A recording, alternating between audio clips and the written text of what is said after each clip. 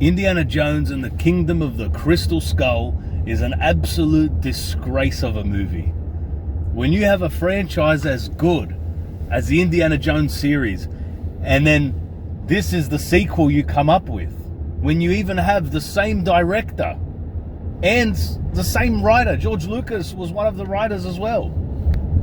How can you excuse making such a failed sequel, such a subpar installment to one of the greatest action-adventure series of all time, to one of the greatest movie characters of all time? How can you ruin his character in this way? Oh my Lord.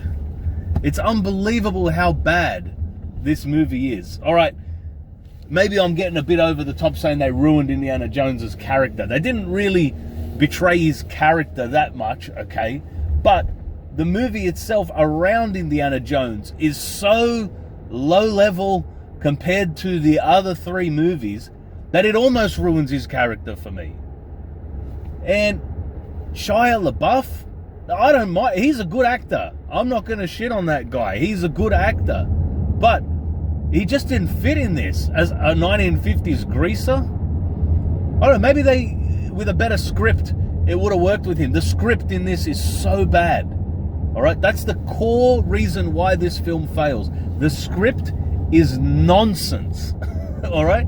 Let alone the fact that the MacGuffin is not interesting to me at all. And I love sci-fi, I love aliens, but that just didn't seem to fit with Indiana Jones. He seems to do better hunting ancient religious relics. Introducing the whole alien factor with him, it felt out of place. It felt wrong. I know it's the 50s and that was the height of, classic science fiction and all that. It's set in the 50s, that is. And they just took it to way too many extremes to let us know that it's the 50s. Like, they really smash you over the head with it. You got an Elvis song at the start. You got the vintage 50s cars, all right? You got a 1950s nuclear testing zone with the dummies all dressed up into, the 1950s decor of a house as well. It was too on the nose. It was too much, and having Shia LaBeouf as an over-the-top 50s greaser, constantly combing his hair and all that. And I'm sure the greasers did that back in the 50s. But in this movie, it just felt so damn forced. Hey, do you remember that this movie is set in the 50s? Did you forget? Because we're going to remind you in a minute with another cliche. And I love the way the Indiana Jones movies always begin, right? They always start with the Paramount logo, the mountain, morphing into a real mountain or a real shape within the Indiana Jones film universe. It's a great transition. And in this one, it's like a fucking gerbil hill. What was that creature? A little groundhog or a mole of some kind? Why'd they feature in the movie more than once? Once was enough at the start. I already hated that intro transition compared to the other three movies. But then they had to rub it in our face by having more of them later. And he looks at them and they look at him. And they were so obviously CGI. CGI does not belong in an Indiana Jones movie. I know it was 2008 and CGI was so much better than it was in the 90s, so they really had to showcase it. But it turns the movie from feeling very gritty and real world and very tangible to feeling like a fucking cartoon. Half of this movie felt like the cutscene of a video game. Especially the jungle action scenes later. They did not feel like an Indiana Jones action scene. They were always practical effects, stuntmen, expertly choreographed, real world, tangible action scenes. And in this one, it was just lazy CGI, and it wasn't even good CGI. That's the worst part. And back to the script. All right, what is with the dialogue in this movie? It feels so freaking out of place. It doesn't feel like Indiana Jones dialogue. I just recently rewatched The Last Crusade, and that has some of the best dialogue you'll see in a movie. Memorable, but also believable within the action-adventure world of that movie. The setting, the 1930s, the height of that sort of adventurous, those pulp comic books that Indiana Jones was sort of based on. those felt like they came alive on the screen. Those era of stories, the 30s stories, it felt like they came alive on the screen in the Indiana Jones movies, right? But in this film, it felt so stilted and so wooden, and even the performances were really bad. Some of the deliveries of the lines in this are shockingly bad. I feel like they would be a rehearsal level of acting, not the actual final product when the director has the ability to say, cut, do it again. Why? Like the scene where, right at the start, it pretty much took me out of the movie. I forgot it was even in the movie. I hadn't seen it for so long. And then rewatching it recently, this one moment almost completely reminded me why I hated this sequel. And it's at the start where the Russians have gone into the American base that's housing that giant warehouse. They just got in there real easily too, didn't they? What a ridiculous low level of security, housing all these amazing relics with incredible world-threatening powers like the Ark of the Covenant and his alien skulls, right? Anyway, they've just got like half a dozen men guarding it, and they're really lax in their security. They just stand there while some dickhead Russian bends down to tie his shoelace, and magically his buddies snuck out behind him without anyone noticing and then lined themselves up perfectly in a single line so that they lined up with the one guy, and the soldiers who were standing to the side as well could not see the other guys lined up with their machine guns out. That was so over the top ridiculous, just so they could get one interesting shot of the guy bending down and then the guys Russians behind him fanning out and machine gunning everybody. They wanted that one money shot, so they were willing to sacrifice the entire scene working, because the believability of that scene was ridiculous. And I know it's Indiana Jones and it's over the top and it's already unbelievable, but still somehow the other three movies felt tangible and were, I didn't have to suspend my disbelief completely. Anyway, they break in, the Russians do, the dirty commies, right? And they yank bloody Ray Winstone out of the boot. And normally I love Ray Winstone. He's very charismatic, he's great.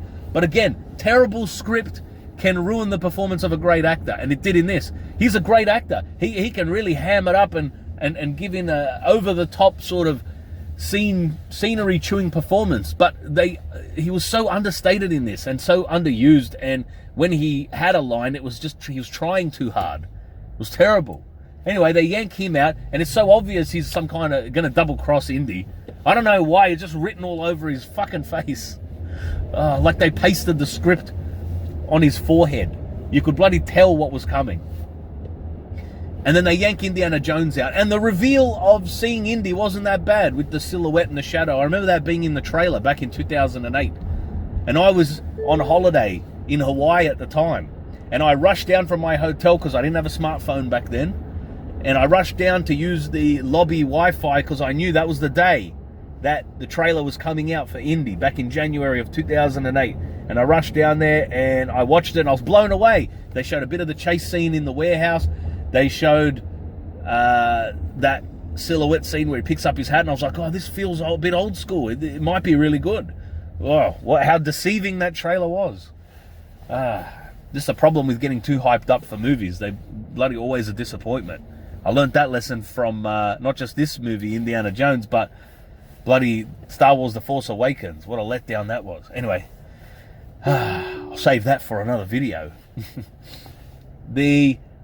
So that silhouette scene was good, but then he has a little exchange with Ray Winstone's character, Mac, which felt really forced and just unnatural for Indy.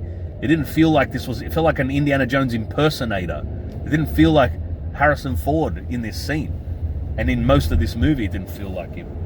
And then Cate Blanchett turns up, and she's probably the only highlight of this movie. She's the only one that puts in a decent performance. She comes across as a pretty convincing Russian villain. You know, I don't know, her accent's a bit all over the place, but she had the look, all right? She did all right. She would have been good in some other movie, but not in an Indiana Jones movie. Anyway, she confronts him and starts talking, and she goes, do you know where I'm from, or something like that.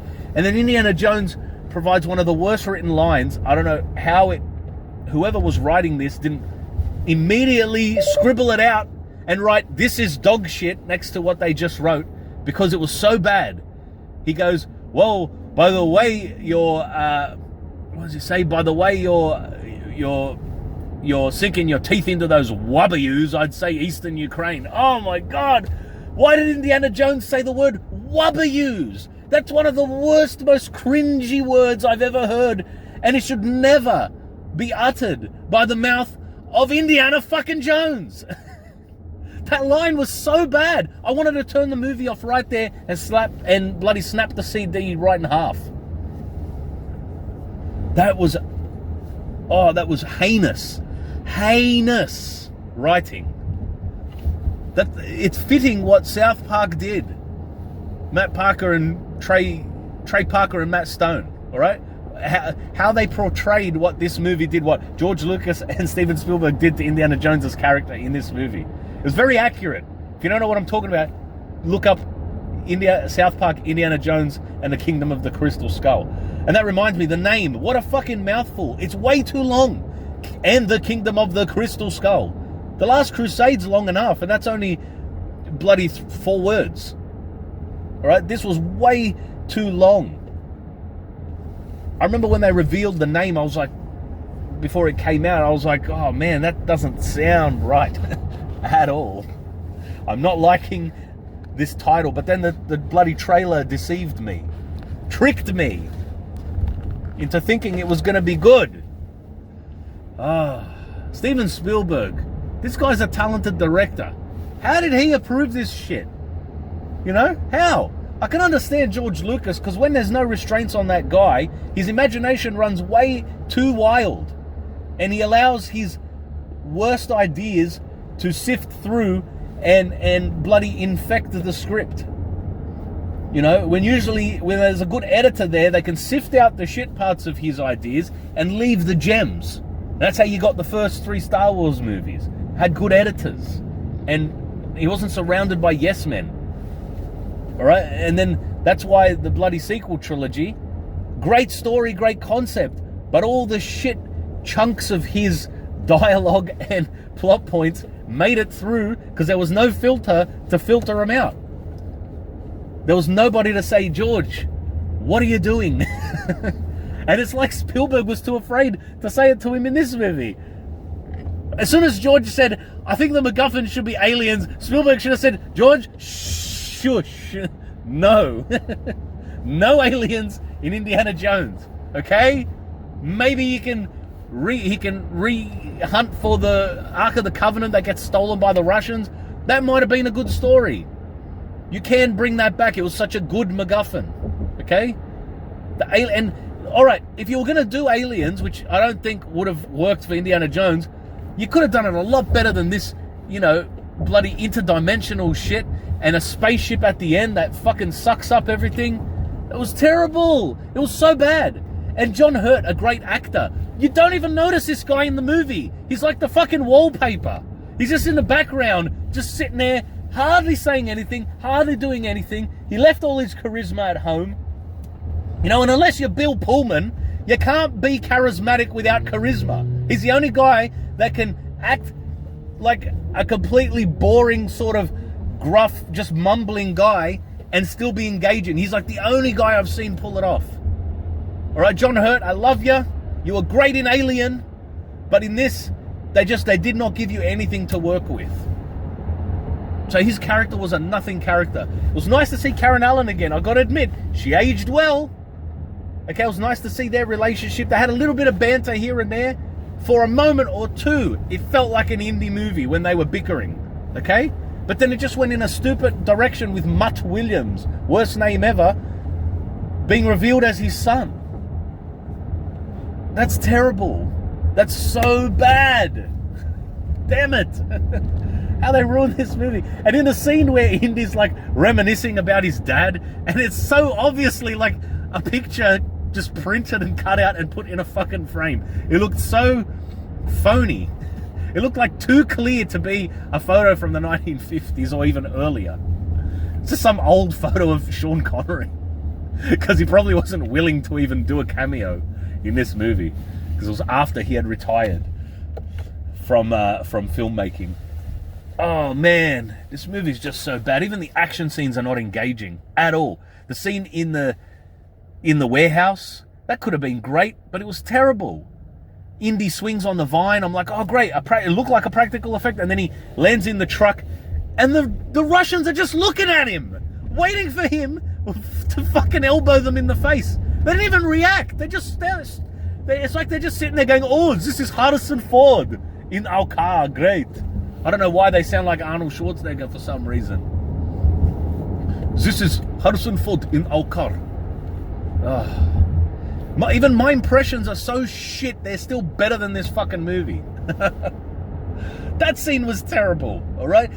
Even the MacGuffin themselves, the crystal skulls, looked bad. They looked like a cheap shit prop that some YouTuber would have in their fucking workshop that they 3D printed. That's what it looked like. The action set piece, the only half decent one was the chase around the university campus with his son Mutt Stupid Williams. That was the only half decent chase scene where they yank him into the car and then he climbs back out the other car window onto the motorbike. That one sequence is the only decent part of this movie. And the scenes where the aeroplane is shown on the map has the red line flying. That's the only other bit that felt like Indiana Jones. And I was enjoying that. I'm like, can't the whole movie just be this fucking map and this plane flying around as a red line? It's much more engaging than the rest of the film. And that stupid jungle chase sequence went for way too long. And I can excuse it being long if it's engaging and fun and feels real and doesn't feel like a fucking video game cut sequence. A fucking FMV in a video game. And it didn't even feel like a good one. It was like a PS2 level version. It wasn't engaging. And then you had Mutt Williams doing a dumb fencing sword fight with Irina Shpalko, Cate Blanchett. And he's doing the splits. And he got bushes slapping him in the balls. What the fuck was that? I like that the Indiana Jones movies have funny moments, but that wasn't funny. I don't know. It just felt really forced. Like, haha, isn't it funny? His balls are getting smashed with branches. Isn't that hilarious? Maybe in a different movie with better writing, with a character I actually cared about, that sequence might have actually been comical. But it wasn't in this, because I didn't give a shit about the movie or the characters. I was kind of hoping the trucks would pull further apart so that he could fall and be out of the movie. And wouldn't have to see him again. And again, nothing against Shia LaBeouf. He's a good actor. Just a shit character, badly written, with a bad script. Alright, and then he swings on a vines with monkeys. Why is that in this? Just what else is there to say about that except that it's out of place, terrible, and stupid. It felt like the Jungle Book movie. It was like a Disney fucking musical. I felt like he was about to start singing while he was swinging on the vines. Terrible. Also, the CGI ants, the killer ants, they were terrible. And that Russian guy that Indy fights, that's at the start, the shoelace tire-up guy in the first scene. That Russian guy had a good menacing face. Alright? He could have been good. He's a good actor. He could have been a great sub-villain that Indy has to kill. Like the Indian guy on the conveyor belt in Temple of Doom, you know? He would have been great, but just underwritten, not given anything to work with. You know, they had that half-decent sequence on the rocket sled, but even then, it was entertaining, but again, it shouldn't have been in an Indy movie. It felt like it belonged in a fucking Transformers movie or a bloody G.I. Joe movie. Just those sort of schlocky throwaway action films. Indiana Jones is not supposed to be a throwaway action movie. It's supposed to be a high caliber adventure film with well-written characters, a brilliant MacGuffin, and great pacing and outstanding action sequences. That's what you expect from an Indiana Jones movie. But I didn't get that in this at all. I just got shit. Also, the entire third act of the movie, that whole, you know, supposed to be an epic finale, was not epic at all. Again, it just devolved, whatever the fucking word is, into a bloody run-of-the-mill shitty CGI action sequence of, giant structures shifting and moving and sand collapsing and, oh man, the pouring of that sand was more engaging than what was happening in the story, honestly. The pouring of that sand in that giant thing that they sunk into.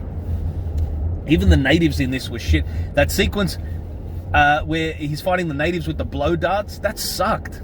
That really sucked. And look, it was so obviously on a soundstage. It didn't even look like they tried to dress it up to look like it was outdoors. You know, I appreciate that it wasn't a CGI fest in that scene. Although I bet the blow darts were CGI. They probably couldn't even be bothered to make that practical effects. But bloody hell. Also, he delivers the worst line of the entire movie, of the whole saga, in that sequence, that with the natives, the blow dart sequence. After he pops up like a fucking thief in the night and blows the dart back into that guy's mouth. I hated that scene. That also just didn't feel like Indiana Jones. It felt so out of place. If I don't know what it felt like, but it just didn't feel like Indy. And then he does that, and and then he shoots one of them as well. And then Shia LaBeouf looks up at him, old Mutty Williams, and says, "You're a teacher?" And then Indy delivers the worst take of this line ever. Part-time. The inflection was so weird. It was almost like he was holding in a shit or something. Part-time. Like a constipated Indy delivering that line in such a wooden, terrible way. Couldn't have Spielberg have just said, sorry, that was so bad. Can you just do it one more time? Please. Even if he could have mumbled his way through it while he's asleep. He could have spoken that line in his sleep and it would have sounded better than the way he delivered it. You a teacher? Part-time. It's so bad. I don't know what else to say about it. I hated this movie. It almost ruined one of my favorite franchises, but not completely. Not completely. Because the other three movies are so solid and so good. And as I've said in my other review for The Last Crusade, I don't even consider this movie canon. As far as I'm concerned, The Last Crusade was Indy's last hurrah. They rode off into the sunset, and that's it. And that's that. The saga is over. This didn't happen. This was just a bad dream. All right, this was one of Ripley's nightmares in her suspended animation sleep on one of her space journeys, in her 57 years of floating between alien and aliens. All right, that's what I'm going to do. I'm going to say that this is just one of her... She loves the Indiana Jones movies, which are probably like 150 years old by the future she lives in. All right, and by this time, she's just having a bad dream that they made a shitty sequel 150 years earlier, and she wakes up and everything's okay. Well, except the fact that her daughter's died of cancer, which you think they would have cured in the 22nd century. But anyway, I'm not going to start ranting and raving about Aliens. I love that movie. It's just one of my few critiques of it. But honestly, I don't understand why this was even made. I know fans wanted another Indy movie, but this was not the way to do it. It felt like a slap in the face. A complete just slap in the face. And also that stupid swamp sequence where they're in the quicksand and he uses a snake to pull him out. That was so bad. And again, Ray Winstone, was he double, triple, quadruple? He's an I don't give a shit agent. That's what he is. Because I didn't care about his character, about bloody John Hurt's character. I didn't care about Jim Broadbent's small character in the classroom sequences. I cared nothing about any of the characters in this. All I care about was Indy, and it didn't even feel like I got Indy in this movie. It felt out of place with the dialogue, with all of it. And they nuked him in a fridge, for fuck's sake. Forever it was jumping the shark when Fonzie in Happy Days jumped a shark. Okay, that was the show going too far and just becoming ridiculous and becoming a parody. And this movie did it with nuking the fridge. That became the new phrase of jumping the shark, was nuking the fridge. He gets in a fridge, a fucking nuke goes off, he tumbles 5 billion times. He would have had like 3 million concussions, all right? His skull would have been a fucking bruised tomato, and he just comes out unscathed. And then on top of the ridiculousness of that, they slap us in the face by showing us those stupid gerbil creatures again, those little groundhogs, to say fuck you, audience. This movie, just the special effects were bad, the writing was bad, and it just didn't feel like an indie movie. That's about all I have to say about it. All right? I don't want to give it any more of my time thinking about how shit it was. I'll probably never watch it again. I don't know. Maybe I'll watch it again to look for other shit things that I forgot to mention in this review. If there's anything I forgot to mention about how bad it was, or if you can find some redeeming quality about it that I can't find, let me know in the comments section. Thanks for listening this far to me ranting and raving. I hate to be negative, but sometimes you gotta call out the bad movies. And, you know, it's not like I'm shitting on a movie that's a family favorite. This one is pretty much widely reviled by most fans of the original. So, anyway, I'll leave it there. Please like, share, subscribe, and comment. Take care, be good, and I'll see you later.